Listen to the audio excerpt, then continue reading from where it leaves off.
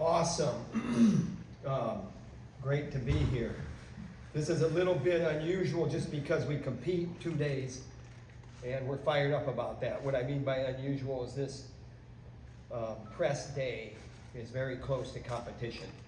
Our schedule's a little bit different, having someone that early in a dual meet, a big dual meet, going to Oregon State. We're excited. So I imagine you have questions and I will answer them. How's that? Mike Finn, first question, imagine that. Okay. Tom, obviously transfers are common now in college athletics, and obviously you have a lot of transfers. Could you give us a little background on the group that you brought in, and what was the key to really get them? Is it like a recruiting, what you may have done when they were freshmen? There's 2 ways to get transfers. One is they go into the portal, you have a need for them and you recruit them. We did that with Parco. There's other ways when wrestlers want to leave the program that they're currently in. They have good academic standing, they meet progress toward a degree. We cannot recruit them, and then they would choose to apply, accept admission if they're admitted, and they would go that route. Really, anybody with good academic standing that meets all of the progress toward a degree can go anywhere at any time. The rules have gotten so liberal that way. So to answer your question, there's a lot of ways to transfer. There's a lot of ways to skin a cat, and I'll tell you that if certain personnel fit our roster needs, we're open to it. I don't have an opinion on whether or not that's good or not, good for athletics or not. We love it. The more that want to be here, the merrier. We love it. What is the key for a successful transfer, especially for those who came from a program like Arizona State, where I think Zeke Jones might be a lot different from a Tom Brands? So how does that work out? Zeke Jones is a worthy opponent. I got enough problems running my own program to try to, evaluate what's going on in his program. But for them to adapt to you is what I'm saying, as opposed to... That's not my concern. My concern is the more the merrier. If you want to be a Hawkeye, be a Hawkeye. If you don't, then you don't have to be. Nobody's twisting your arm to stay here, and nobody's twisting your arm to come here. Now, recruiting it's competitive. So maybe we'll, work a little harder on some of our better, bigger needs. We just had a recruiting weekend last weekend. We had a whole bunch of juniors in and a whole bunch of high-powered juniors in, and we got to do a good job. And we got to do a good job in the portal, and we got to do a good job wrestling uncommitted, unsigned seniors in high school. So you're recruiting juniors in high school, you're recruiting seniors in high school still, maybe. You're going to look at the portal. You don't have a crystal ball. You don't know what the portal is going to look like, but you're going to look at the portal. That's going to be interesting, the week or day or whatever after the conference qualifier or the NCAA tournament or whatever that timeline is. That's always interesting, and we're gonna have a presence. We're gonna do what the rules say we can do, and we love it. Ben Kueter announced this summer he's focusing on wrestling full time. So you got him right away this year. What can we expect from the dedicated Ben Kueter? What do you think we'll see? First of all, you've seen his progress through the trials process in early June, making that U20 team, and then into the U20 Worlds as a heavyweight in the beginning of September. So July, August, September, that's 3 months. 3 months solely dedicated to wrestling, and we love that progress. The biggest thing with Ben Kueter is he is a conscientious guy. I think that's a good trait anytime, especially when you're young, is that you want to make sure that your I's are dotted and your T's are crossed, meaning it's good enough just isn't going to cut it. And he looks for feedback, he asks for feedback. He's mature in that regard, meaning thick-skinned, to the point where if he's not asking and he's getting feedback, he'll take it. He's a curious fellow, very curious. We love him. What have Parco Teamer and Buchanan added to your room? They want to be here. There's energy.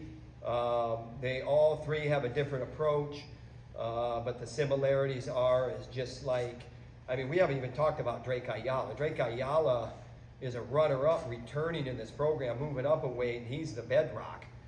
And so we're excited about that. And you asked about Ben Kueter, but you know, we have another runner-up coming in as a transfer with Teamer. But the thing that those guys have, that super competitive wrestlers or athletes have, is that they want to win.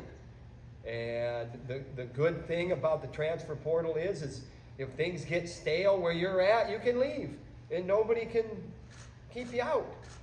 So whether or not things were stale where they were or for whatever reason, we're the benefactor of their decision to want to be an Iowa Hawkeye. Looking at the lineup, there's only Mike Caliendo's the one guy staying at the same weight, and also from that postseason lineup, a lot of the guys shifting, so there's a lot of new. So how would you kind of describe, I guess, the vibe in the room, the culture with so much new around the program right now too? Vibe and culture in the room is something that you'll have to come and see for yourself. I'm not going to sit here and, you know, tell you that we have great culture in our room. You figure that out for yourself.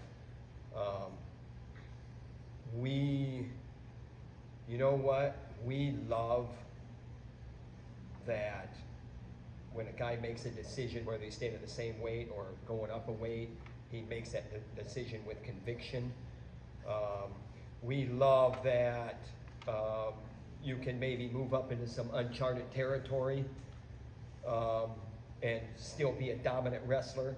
Drake Ayala has that opportunity.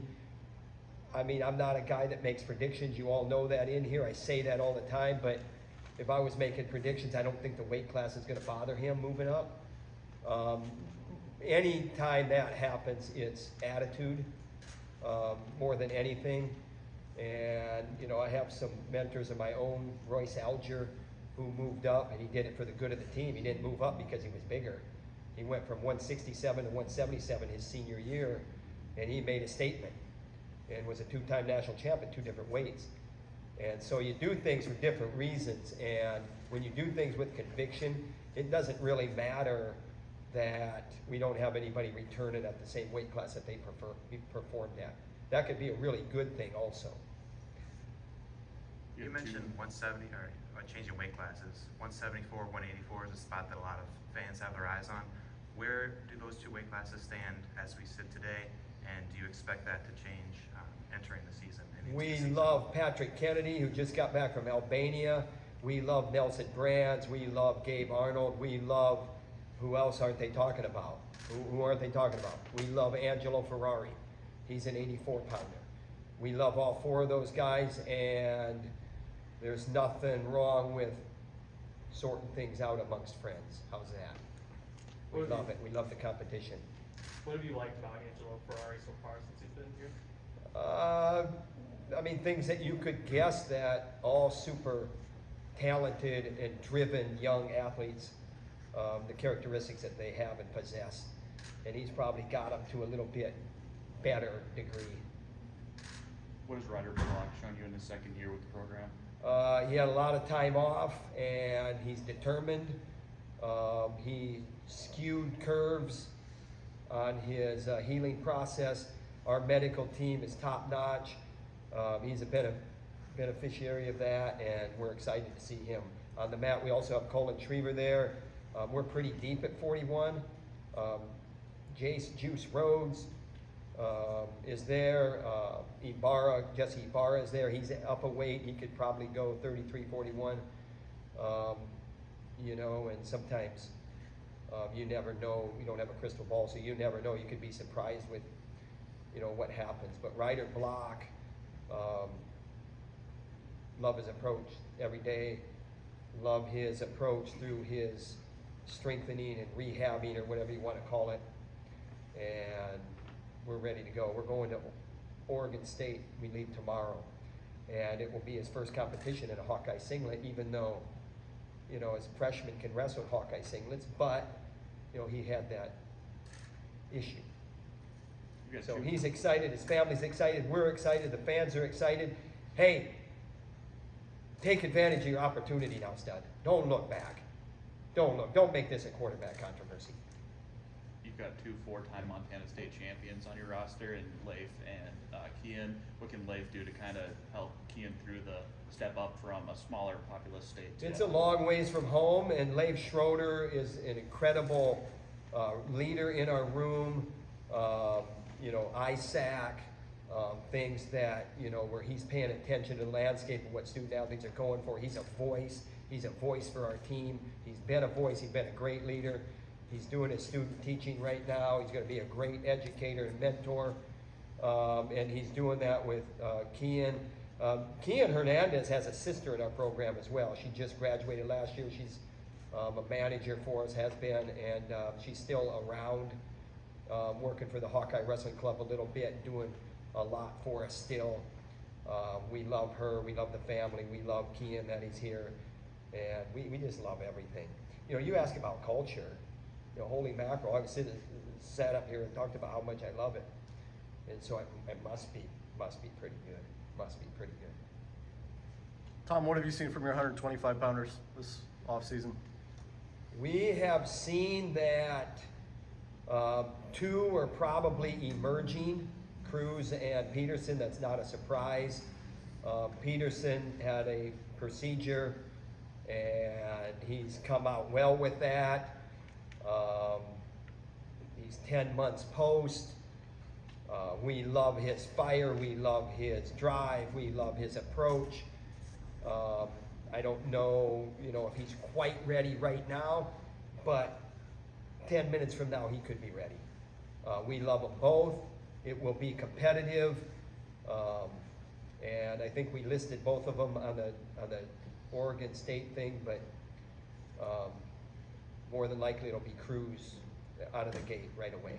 And then we'll see, we'll go from there with Stanford. And then we'll go from there on the next one, and then from there on the next one. Nelson Brands has gone through a lot here, obviously, everybody knows that. As both a coach and his uncle, what do you see in him that's made him be able to continue after all he's been through? I see a guy that weathered a storm. I see a guy that could have complained and took something and didn't really complain and actually used his awesome humor and his personality and actually made it work in his favor. I don't know how you do that, but he did it. And good for him. That was a bad deal, and we're not going to get back into that. But I love his resolve and his perseverance. And it's not something where you just snap your fingers and you wake up one day and say, hey, this isn't going to bother me, I'm going to do it. It bothered him. I mean, it's you know, it's something that you have to deal with when things come down the path that way. And he, among others on our roster, handled it very, very well. And so, hey, we're glad that he's, you know, eligible on our team. His leadership, his presence in the locker room, his popularity with his teammates. He's a pretty popular guy, and was raised quite well by his mother, my sister-in-law. How's that?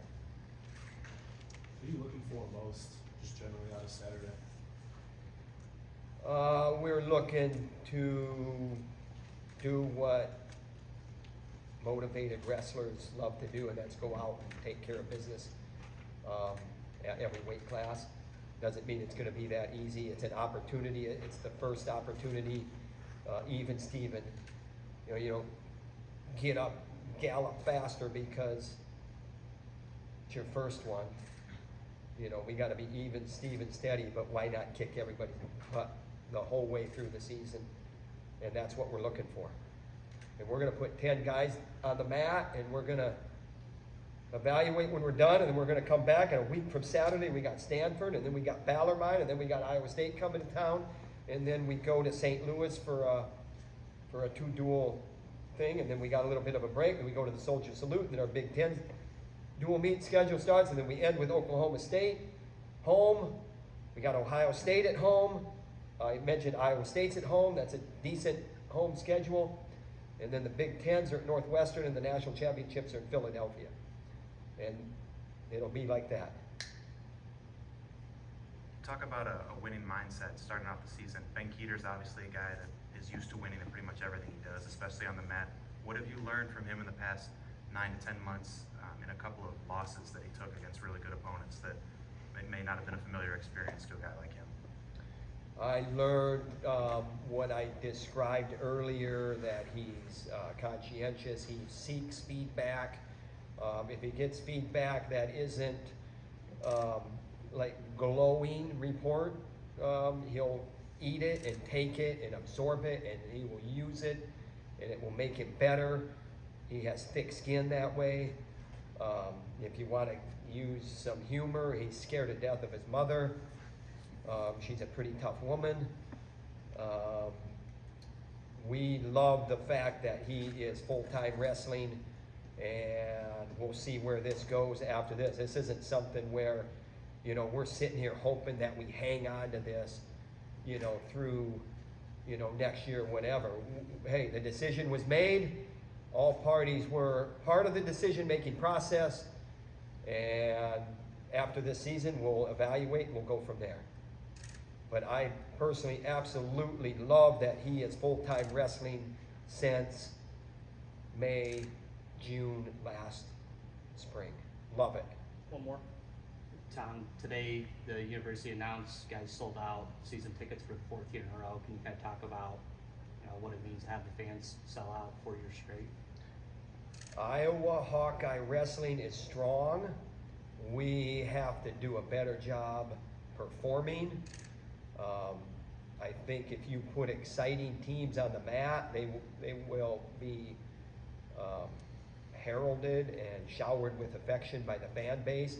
And since we sold out the arena again with season ticket sales, you know what, we tell our guys kind of funny way, you know, when you're wrestling and it's your turn to step on the mat, don't have that the time that everybody gets out of their seat and goes and gets an ice cream cone.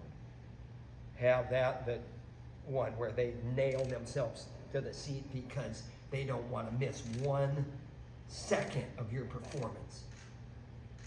And if we can get 10 weight classes with those types of competitors, we're going to be where we need to be. So thanks, and we'll see you in the wrestling room. Thanks, everybody.